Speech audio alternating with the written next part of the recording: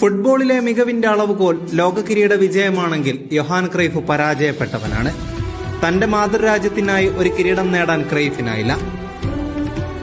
പക്ഷേ ക്രൈഫിന്റെ കളി ഏതെങ്കിലും വിധത്തിൽ കണ്ടിട്ടുള്ളവർക്കറിയാം ക്രൈഫ് ഫുട്ബോൾ എന്ന കായിക രൂപത്തിന് നൽകിയ സംഭാവനകൾ എന്തെല്ലാമാണെന്ന്. ടോട്ടൽ ഫുട്ബോൾ എന്ന കേളി ശൈലിയെ ഇന്ന് ലോകമെമ്പാടുമുള്ള ഫുട്ബോൾ പ്രേമികൾ നെഞ്ചേറ്റിക്കഴിഞ്ഞ ടിക്കിടാക്ക ശൈലിയാക്കി മാറ്റിയത് ക്രൈഫ് വിഭാവനം ചെയ്ത ഫുട്ബോൾ ചിന്താ പദ്ധതിയാണ്. ഈ ശൈലിയെപ്പറ്റി ക്രൈഫ് തന്നെ പറഞ്ഞിട്ടുള്ള രസകരമായ മറ്റൊരു കാര്യം, ഫുട്ബോൾ കളിക്കുക എന്നുള്ളത് സിമ്പിളാണ്, പക്ഷേ സിമ്പിൾ ഫുട്ബോൾ കളിക്കുക എന്നുള്ളതാണ് ഏറ്റവും പ്രയാസമേറിയ കാര്യമെന്നാണ്. ക്രൈഫിന്റെ ശിഷ്യഗണങ്ങളിൽ പ്രധാനികളായ ഫ്രാങ്ക് റൈക്കാർഡ്, പെപ് ഗർഡിയോള എന്നിവരാണ് ആധുനിക കാലത്ത് ടിക്കിടാക്കയിലൂടെ ഏറ്റവും അധികം നേട്ടമുണ്ടാക്കിയത്. ഇവർ പരിശീലിപ്പിച്ച ലയണൽ മെസ്സിയും ആന്ത്രസ് ഇനിയസ്റ്റയും സാവി ഹെർണാണ്ടസും ഉൾപ്പെട്ട ബാഴ്സലോണ ടീം ഇന്നും ലോക ക്ലബ്ബ് ഫുട്ബോളിലെ ശക്തിദുർഗങ്ങളായി നിലകൊള്ളുന്നു. ഒരർത്ഥത്തിൽ ഫുട്ബോളിലെ ഒരേയൊരു വിപ്ലവകാരിയാണ് യോഹാൻ ക്രൈഫ്.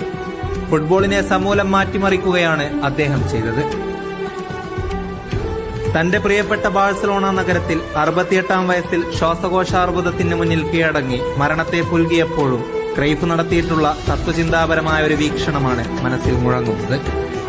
ഫുട്ബോൾ എനിക്ക് എല്ലാം തന്നു, പക്ഷേ ടൊബാക്കോ അതെല്ലാം ഏതാണ്ട് തിരികെ എടുത്തു.